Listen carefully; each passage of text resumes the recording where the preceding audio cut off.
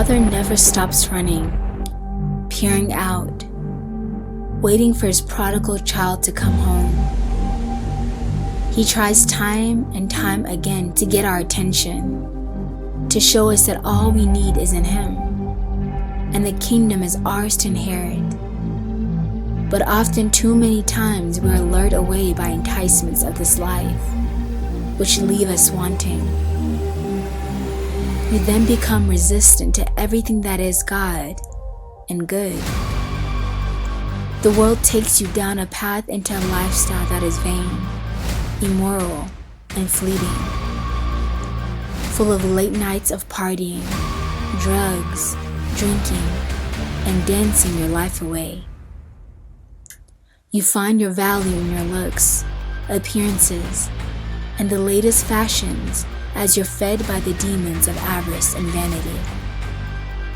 You thirst for love, acceptance, and attention, all the while being tormented by voices from your childhood, your past, and those whom you have loved, who tore you down with their words. Others sexually abused you, and you can't seem to wash away the smell of shame and disgust you have for yourself. Depression and self-hatred takes a hold of you, because in the world you have searched and found no place to lay your head and find rest. You have attempted to take your own life. Time and time again you have tried, and not succeeded, because God had a plan for you all along. Not even Satan could stop. To the one who is considering suicide, this is what the Lord says: He who created you, He who formed you, do not fear, for I have redeemed you. I have called you by name. You are mine. Isaiah 43:1. So you see, God has never given up on you, nor will He ever, even when you give up on yourself.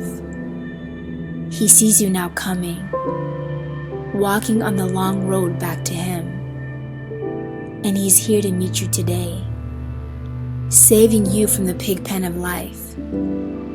He is running, beloved, running towards you, not to judge you, not to condemn you, or to shame you. No, He's running full of excitement and joy that His lost one has come home. He has a feast prepared for you and a celebration awaiting you, telling all of heaven. But we have to celebrate and be glad, because this child of mine was dead and has come back to life.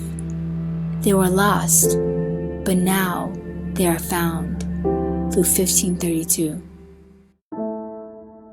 Do you now see what ashes I can turn into beauty? You are my prodigal returned home, and how all of heaven rejoiced. I left so many times to run to find you, to meet you, and now I put on you my robe of righteousness, a ring of my authority upon your finger, shoes on your feet, and say that you are mine. When death claimed you as his own, I reminded him of the cross. When the kingdom of darkness claimed you as their own, I reminded them of my blood. When Satan came to accuse you of your past, I reminded him of my mercy. I am ever so grateful that you believed, you endured, you persevered, and you have now come to see my goodness in all that I had allowed. You need a father, my beloved one. You always have, and I am here. Let go of the many words spoken over you and hurtful remarks made by others, and even your own father. Forgive them, my beloved one. They do not know what they do. Forgive as I have forgiven you. I bless you now as your Father in heaven. Peace, peace be upon you, upon your children, and your children's children. You are not a mistake, but a blessing. You are beautiful, you are loved, and you are a servant in whom I put my words in your mouth. You will be a blessing to many, and deliver many from the edge of darkness, just as I have delivered you. You are my adorer, and my mother's child. Every curse word spoken over you I now turn into a blessing, and I say, you will prosper. You will succeed.